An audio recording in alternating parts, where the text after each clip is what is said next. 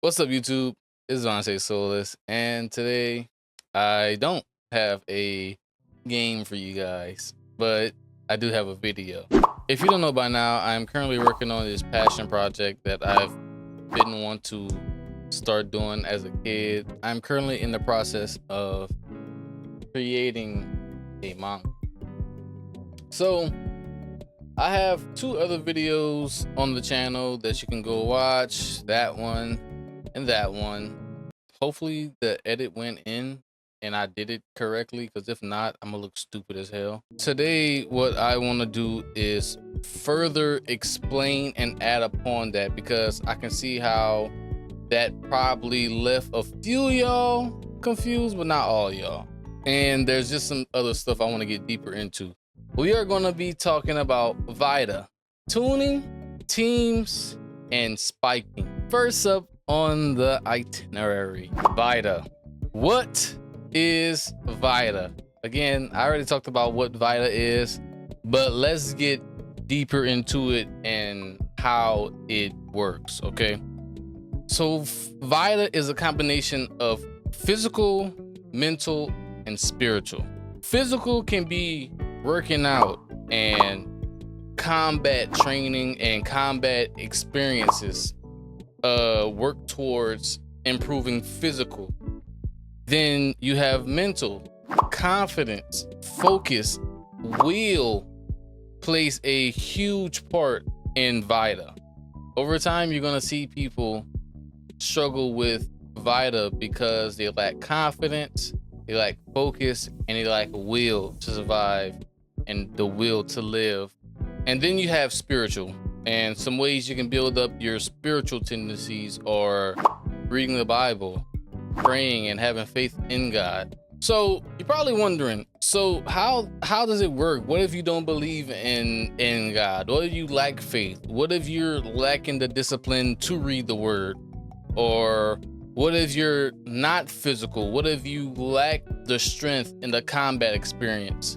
Confidence and focus is one of the main things that VITA is built around, all right? Again, as I explained in one of the other videos, that focus is like the most important thing. You can't just think you're gonna pick up a weapon, get a rune smith to put a rune on it, and it just works like that. VITA is something you have to take your time with. You have to build the confidence and focus with. You have to learn how to be in situations where your life is in danger or others' lives are in danger, and you still have the will to survive, the power to focus, and still handle everything going on, even through chaos. So the mental plays a bigger part. I didn't explain this in the last video, but the healers are extremely dependent on faith. So if you have a healer who's wavering in faith and mentally not there, then you have someone who's a liability and who's a hindrance to the team. So in ways like that, you won't need physical, because their whole job is to heal. Tuning.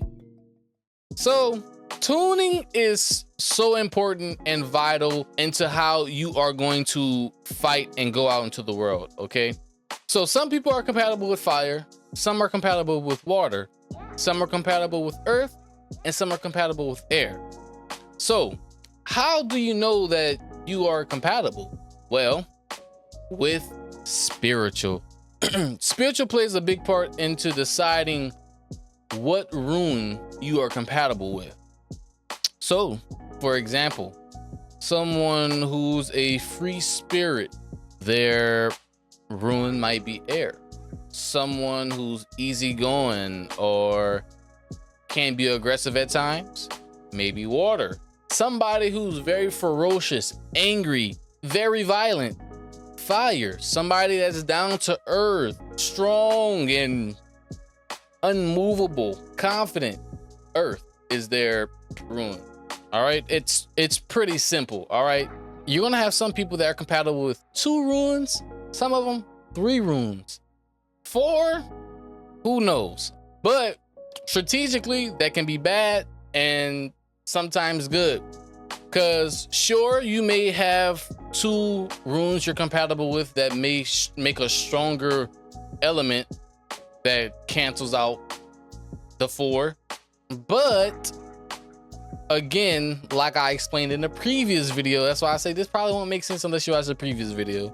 You are going to be using a lot more VITA with combined runes. So if you use 2 runes, 3 runes that are combined, you are gonna run through your VITA very fast. And there's some people that do use combined runes, but you will notice that they are more focused on imbuing VITA into different parts of their body, enhancing their speed, their strength, how high they jump, all things of that nature, instead of automatically using their rune to summon or conjure the earth around them. Some people have very low amounts of VITA, but they are compatible with 2 runes. It's not very smart for them to use a combined rune, okay? Because they're just gonna run through their VITA. Again, listen, I tried to have unique names. I decided to go with spiking. Never heard too much of that. Shout out Kai Setsu _0. I referenced his stick figure drawings to make this, and if I didn't have his reference, this probably would look worse than than what it looks. So on the left here with the red, that is spiking. Spiking is whenever you basically think of a Dragon Ball, or think of Jujutsu Kaisen, whenever their fist or like got the dark energy around it, the curse energy around it. You know, that's pretty much what spiking is. Spiking is the event of basically you're about to do some crazy shit. Then you have surge, that guy on the right. Surging is whenever your capacity for VITA increases. You're going beyond your limit. I also want to include that you're gonna have some people with very intense VITA that shakes up the air. It feels like pressure, like a weighted rock is on you. So you're gonna have some people that are very, very, very, very, very weak with low capacity for VITA. And for this guy here who might come into like a random grocery store, then he does this, he's gonna knock everybody out. And then you have some people that just honestly can't control it. Another way to practice and try to increase your VITA levels is to conceal it. Concealing it is basically the action of focusing your brain while you're doing other stuff. So for example, imagine if I just had my VITA going crazy. All right, my VITA is just going crazy. All right, bam. But now if I'm focusing in my head, I'm concealing my VITA while I'm doing other tasks, while I'm multitasking, while I'm playing the game, while I'm making this video. You are training your VITA. That's the mental part of it. That's also like a mental part. That's why focus and mental is there. All right, so focusing like your VITA, like concealing it, is another way to practice. Sorry if I got off topic there. Teams. This is just for the Holy City. All right, this is just for the Holy City. So you're gonna have a team of 6 members. All right, a team of 6. There's 7 teams and 1 member is a healer. If you look right here, I have a little formation that whenever they're out on missions and stuff, this is the formation they run, with the healer in the center. It's a common formation. It's the most efficient formation. So that's what most teams run. Some are different, but that's what they run, unless they're like, they got cargo or whatever the case may be, their formation may switch up to be more efficient for whatever that mission may be.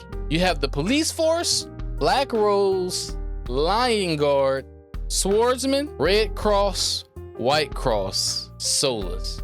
So, yo, I get so happy talking about this. Like, bro, I get so excited to talk about my mama, bro. Yeah, I just get happy. All right. So, the police force is exactly what it says. The police force is people that are joining the task force, but some may get injured, some may drop or get kicked out of their teams. So to keep their benefits, they join the police force and they help out in the city. You are basically the person in charge of keeping everybody in check, making sure nobody's breaking rules, making sure people are not using their powers in the city, making sure fights don't break out, all that good stuff. You have the Black Rose. The Black Rose is a team that is similar to the police force, but stronger, if that makes sense. So the captain, she doesn't like men. She hates men, and she only picks women on her team. They are also defenders of the city. So the police force and the Black Rose pretty much work in unison with each other. Lion's Guard is the people who are defenders of the wall. Anything that gets past them, that means they've been killed, they didn't do their job, they were slacking, something happened for them to not be doing their job. Is anything outside of the wall, any demons, any monsters that come, they go and fight it. From that already, it lets you know that the holy city is defended like hell. They have defense. They're not lacking. All right. So then you get to the more exciting teams. All right. You get to the more exciting teams. The Swordsman, the Red Cross, the White Cross, and Solus. So their jobs are pretty much to extend the reach of land that humanity, that as we know, have access to. Because as far as the holy city knows, the world is conquered by demons. Before I show y'all some exciting stuff, big announcement. Angel Feather Zero. Guys, give it up. Give it up. She is the main artist for Solus, guys. I was so surprised. She's like, yeah. She's like, yeah. I mean, she's like, I've been helping you the whole time. I mean, why not? I guess why not? About to get a little soft here. Y'all don't know how grateful I am to Angel, bro. This is something I've been wanting to do for so long, and I don't have the talent yet to do it like on my own or myself. Sometimes I could be impatient, and so I went out looking for an artist to help out with the manga. I tried a multitude of people. I tried having conversations with people, and they listen. I get it. This is art. People want to get paid, but that's all they wanted, was to get paid, and that just wasn't. This just wasn't what I wanted. I wanted to work with someone who made me feel comfortable, somebody I can talk to, even when like it's not about the manga. Somebody I could just talk to about life and real world problems and just be cool with, and build another relationship and make another friend. Me and Angel was messaging on Discord for like a month before I found out she's a woman. I thought she was a man. I was talking to her like a man.